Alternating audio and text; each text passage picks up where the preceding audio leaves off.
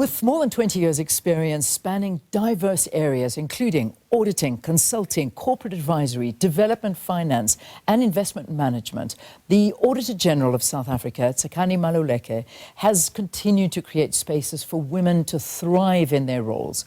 She is also a seasoned business leader with a wealth of corporate governance experience gained through participation on numerous corporate boards and strategic committees in both the private and public sectors. Now, this morning, she joins us in studio to talk about how women are continuing to grow their presence in leadership positions. This is my favorite kind of interview, taking the person out of the job. And that's what's so lovely. And to have you in studio, Auditor-General, it's an absolute pleasure. Thank you so much for coming in. Thank you so much, Leanne, and good morning to you and to the viewers of SABC 2 and Morning Live. So we know you have an impressive CV. I mean, it is insane. I was reading it and I'm like, oh, how can someone do so much in such a short amount of time? Which leads me to my first question. Talk to us about the little girl inside of you. I want to know, before the boardrooms, before the audits, what was little Tsakani like growing up in Soshanguve? So I was raised by a teacher. My mom was a teacher and my dad was a lawyer at the time. And so I wanted to be just like him. I wanted to be a lawyer. Yeah. And I thought I could change the world if I became a lawyer. And he was also very involved with the Black Lawyers Association and the work they were doing around transforming the legal profession. I also used to work in the family business at the till. So I used to... What was the family business? I read So that. it was a supermarket. Oh, so it was a supermarket. It was Okay, a supermarket, okay. and I used to work the till from 9 years old. They had me behind the till. Let me make all sorts of mistakes, but more than anything, they taught me the value of hard work. Yeah. They taught me the importance of showing up every single day and serving your community. And so I wanted to be a lawyer. I went to university, and I thought, as I would become a lawyer, and I told my classmates at high school that I would be the Minister of Justice. In 1993, that was what I thought I would end up as. Wow. And I suppose... In 93? Yeah. So you had those visions even before the big turn of the country. You knew that you were bound for something big, something special. I did, and I knew it would have to do something with being technically proficient. I thought it would be the law. It turned out to be accounting. Yeah. I knew it would be in service of the country, and I knew it would have to do with making a difference and creating a better world and a better society. Yeah. Yes, in 93, we'd never seen a female Minister of Justice or a Black Minister of Justice, but I knew it was possible, and I had a good sense that that's what I would do. So anyway, I'm not quite Minister of Justice, yeah, but I think it's okay. I think it's more than okay that you're not the Minister of Justice. In fact, you went in a different direction completely. Yeah. So your dad was a lawyer, as you've explained to us, but you wanted to go into the accounting, into the numbers side of things. Was that like a form of defiance, almost, in a way where women aren't necessarily doing this? I'm going to do this. Absolutely. So my dad is the one who said, go and do a BCom, don't go straight into the law. While I was doing that, I discovered accounting. I heard that there were very few Black people in accounting, in CAs in particular. I heard that there were very few Black women at the time. We only had one, Sis Nonkululeko Gobodo, at the time. And I kept asking why. I was given the impression that it was difficult for Black people, so I thought, well, I'm going to defy that. So audaciously, I said, I will do that. And that's pretty much why I changed course. And I've made it my business to not only succeed as a CA, but also to make it possible for others to become CAs, so that we debunk this idea that it is difficult for Black people to qualify as CAs. And that was that moment of defiance already, starting to take shape in your character. Before we leave your youth, and before we leave your dad, because I realize he's a massive influence in your life, is your dad still with us? No, he's passed away. What's the greatest lesson that he left you? So by the time he passed away, he had served as a judge in the High Court. He is former Justice George Maluleke. He passed away in 2017. His life was one of service right across the time when he was an attorney, active in the Black Lawyers Association, active in NAFCOC, and really seized with making a difference in the world. He trained a number of Black attorneys. Many of them have ended up on the bench bench as well. So I follow what happens in the judiciary with great interest. So that's why I probably celebrate more than people think when we see the appointment of the first female Chief Justice, when we see the Supreme Court of Appeal being headed by a woman and a number of judges president in different provinces being women. Those things are about what I saw him strive for.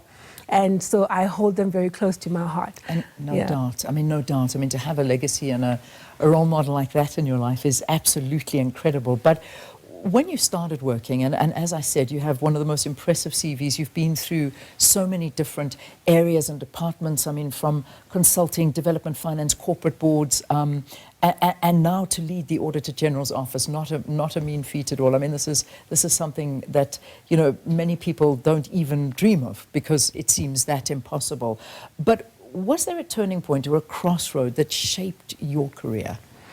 You know, over time, I've chosen to have fun with my career. And maybe that's one of the benefits of the CA designation. It did open doors for me in all manner of places. And I was able to do different things. What I knew is that if I dreamt of something and I applied myself to it, I worked hard at it, I would be able to do it well.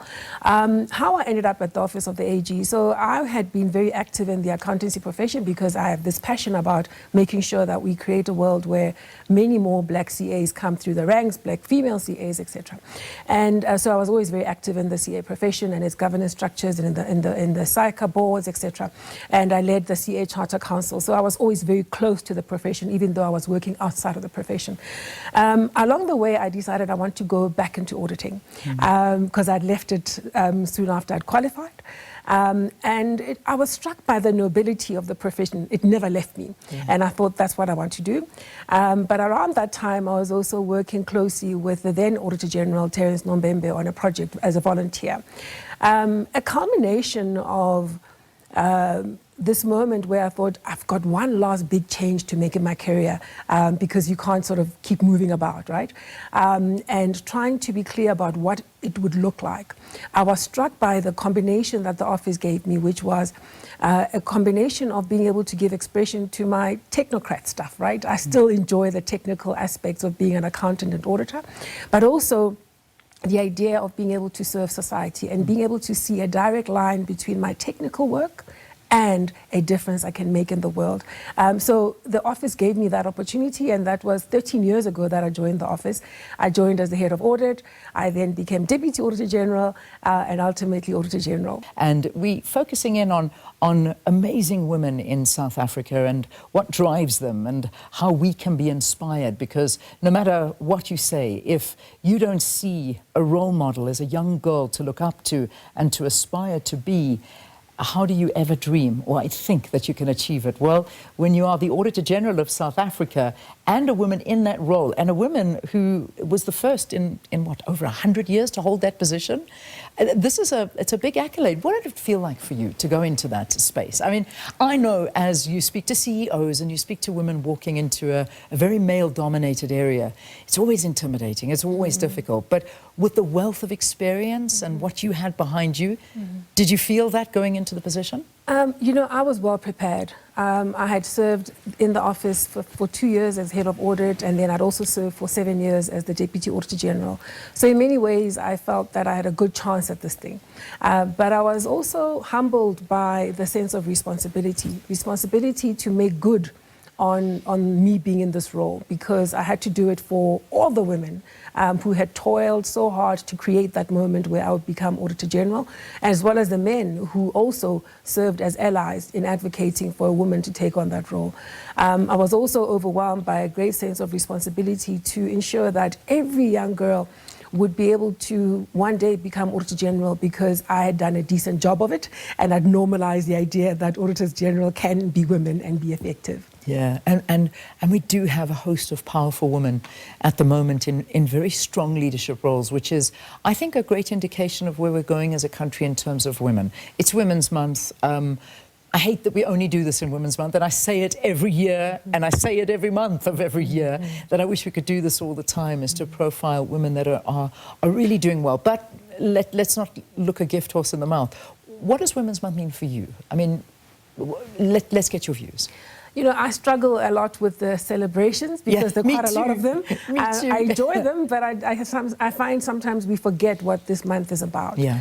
For me, it's always a reminder of the journey that we still have to be seized with to make sure that women are seen as equal partners in the world, as also human beings. There's still so much work to be done. It's also a moment of reflecting on how far we've come, because we have come quite far. Yeah. But obviously there are still so many areas where we have much work still to do. Yeah, and we do, and we know that, and that goes without say, is that we are progressing, and we just hope that the positions that we're in, and you are a leading figure in that the positions that women are in are not just there for smoke screens. Mm-hmm. You're actually making massive decisions. Yes. These are real positions we're talking about. So there has been major advancement. And to be honest with you, and I think it's important to note, is that, you know, in South Africa, we need to be very proud of how far we've come. There are many countries in the world, in the continent, not so far away from us, that a position that you hold will never have a woman in that position. Absolutely. And so the task, as I see it, is to make sure that it counts. The fact that you've had a woman leading in the office of the Auditor-General, it counts in terms of how the institution runs, but also the impact that that institution has. So I've tried hard to make sure that the work we do in terms of the audit impact increases. Yes. I build on the strong foundations that I found, but also make sure that I drive impact. I set a vision and try and get our guys in the work in the team seized with the purpose for which we are created and driving this impact that I'm talking about. And also internally, being conscious of making sure that the fact that I am the Auditor-General and happen to be a woman must count. Our institution right now, we have 58% of the 4,000 people that work there being women. Women are represented in all areas of our work, right up to the top echelons of the institution. When we have people who qualify as chartered accountants, in fact, you might know that the Office of the AG, we train people to become chartered accountants in a program that's been accredited by the South African Institute of Chartered Accountants. Just this year alone, 300 new CAs came out of the audit office. We are the third largest producer of CAs in South Africa's market. Of those 300, majority black, but importantly, majority of those black women. And so I'm quite thrilled with the opportunity to create an institution where women thrive, where women lead and thrive in the most important areas of our world, but also are able to make a difference in their own families when they qualify as professionals and when they do well, regardless of whether or not they stay within the audit office. So you've given us a brilliant and clear view of how you see the office and the profession of Auditors General and the professional world of work. I want to now pick your brain in terms of a vision for the country, because I know a lot of people are grappling right now with where we are as a country. I mean, you hear so many stalwarts saying that this is possibly one of the most difficult positions that South Africa has ever been in as a country. Funnily enough, we hear that all the time, but it seems to have a lot more weight when we look around and see what's happening. If you had to imagine this country 10 years from now, what are you picturing? You know, if we make the right decisions now and we are deliberate in giving effect to real priorities, and so we're going to have to make trade-offs, right? We've got to be clear about what type of country we want to have. What are the structural reforms we need to make in the economy so that it is more inclusive and that it grows? What are the type of interventions we need to put in place so that the public sector is more effective and impactful, and that most public institutions perform on their mandate? What are the capabilities that we need to put in place in every part of the state so that we have a country where public sector institutions perform, there's better collaboration and more effective collaboration between the public sector and the private sector, and I think importantly where the rule of law prevails, where people understand that it's important to observe the rule of law and that they see consequences for people who don't observe the rule of law. I believe that that's been one of the biggest blemishes on our democracy, that we haven't had enough consequences when things go wrong, and we've allowed a culture of impunity to prevail. If we can turn that around, I believe that we will start to unlock the real potential that sits in this country. But what will it take to turn it around? Because South Africa loses billions of rands every single year because of irregular, fruitless and wasteful expenditure. The audit warnings are always there. We read them. They're public knowledge. You make announcements all the time. And every time you make them, we hang our heads in shame that this is happening. What honestly needs to happen? The warnings are there. The signs are there. The numbers are there. And the numbers don't lie. What do we need to do? We need to make firm decisions about who's leading the public sector. Yeah. Critical decisions about who is in charge of key areas of authority and responsibility across the state. We need to be frank and decisive about ensuring that we have law enforcement agencies that are equipped to do the job at hand. We've got to make sure that every single public institution is given the space to do what it's supposed to do and that people are held accountable. If we don't do that, Leanne, I'm of the view that institutions will continue to weaken. And when that happens, they're then not able to do what they're supposed to do. The police won't be able to do what they're supposed to do. Teachers won't be able to do what they're supposed to do. And then you also find that other institutions won't be able to get out of the performance shortfalls that we experience every single day, you and I. Yeah, it's the basics.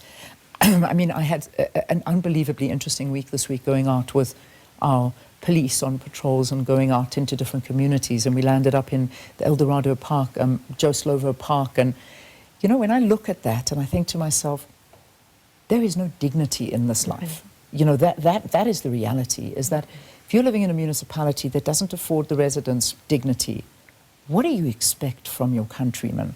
And that's, you know, something that has really gotten to me. Crime will get out of control. People will take drugs to numb their pain. There's no education, there's no schooling in many of these communities where people just don't think it's a priority because why? What's going to change? And this is at the heart of all of this. We don't have to get complicated on the numbers. You have to look at the human side of all of this. And how do you do that? Because I know you've been quoted as actually saying something, and I'll end the interview on this, is that there's the job and then there's me. And I've got to preserve the core of who I am. Now, who will you be after what you know? I remain the same little girl that had a sense that she could make a difference in the world. I remain convinced that if I do my part and inspire others to do their part, we can start to make a difference. I can't afford to get despondent when I don't see enough impact. I've got to keep looking at the nuggets of progress that we do see. And I think there are. We're seeing people being prosecuted. We're seeing national government take a greater interest in driving improvements in local government. We're seeing the National Assembly driving oversight in local government in a way we've never seen before. We're seeing some of the resources that were being lost coming back into the fiscus. Yes, we need to do a lot more of this, but we've got to take some inspiration from the little shifts we're seeing and use that to propel us to keep driving what it is we're supposed to do. If each of us just did our part with an interest that said, yes, I may be a technocrat, but I have the interest of the country at heart, I believe that this country would have much, much better outcomes for its people. Such a pleasure talking to you. Thank you. Thank you for being you and our Auditor-General here in South Africa, opening up to us about many different issues. Tsakani Maluleke, the AG of South Africa, and we wish you the best going forward, and thank you for being a role model for so many. Thank you so much, Leanne. Thank you. Absolute pleasure.